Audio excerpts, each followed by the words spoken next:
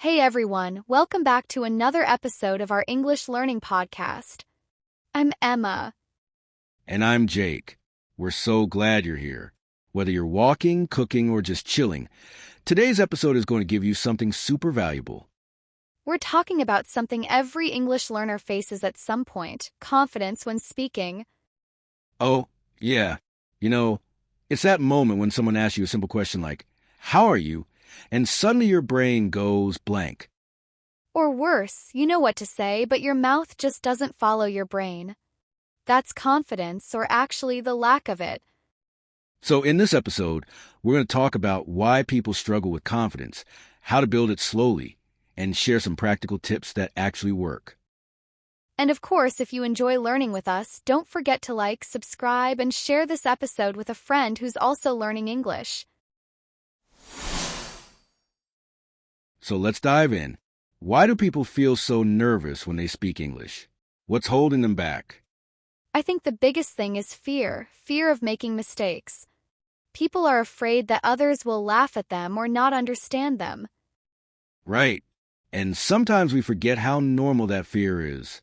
Even native speakers get nervous speaking in public. Exactly. And for language learners, there's also this pressure to be perfect. People think, I need to speak with perfect grammar, perfect pronunciation. Which is totally unrealistic. No one speaks perfectly all the time. Even we make mistakes. Another reason is comparison. Learners often compare themselves to fluent speakers and feel like they'll never get there. And that kills motivation. But the truth is, confidence isn't something you're born with. It's something you build. So let's really dive into it. How can someone actually build confidence when speaking English? Honestly, it's all about taking small steps. People often think confidence is something magical. You either have it or you don't. But the truth is, it's like a muscle. You can grow it. Totally agree. You don't need to feel confident before you start. You need to start before you feel confident. It's the practice that brings the confidence, not the other way around. Exactly. One of the most powerful things you can do is to start speaking, even if you make mistakes. Especially when you make mistakes. And people forget that mistakes are part of the learning process. If you're not making mistakes, you're probably not really trying. I remember when I was learning Spanish, I kept saying estoy embarazada when I meant I'm embarrassed. But actually I was saying I'm pregnant.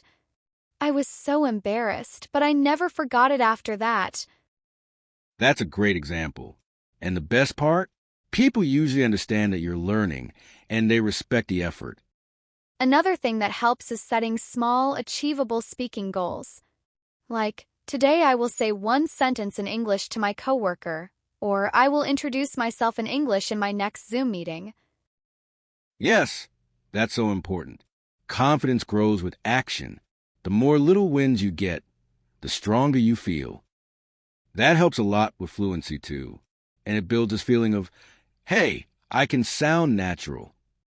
Also, record yourself speaking. It's weird at first, but when you listen back, you can hear how much better you sound over time.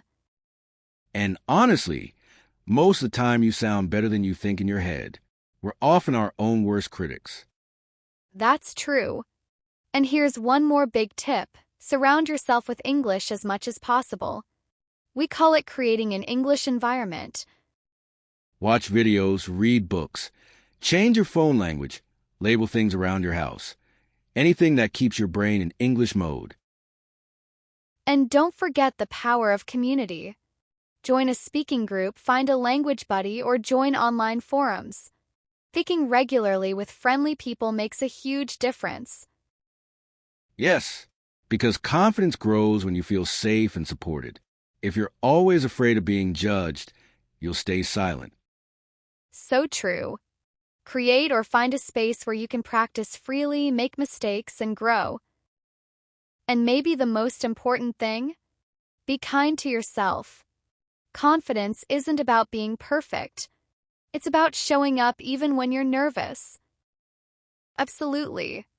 So if you're listening to this right now and thinking, but I'm too shy, I can't do it, let me tell you something. You already started. You're here. You're listening. That's a brave step.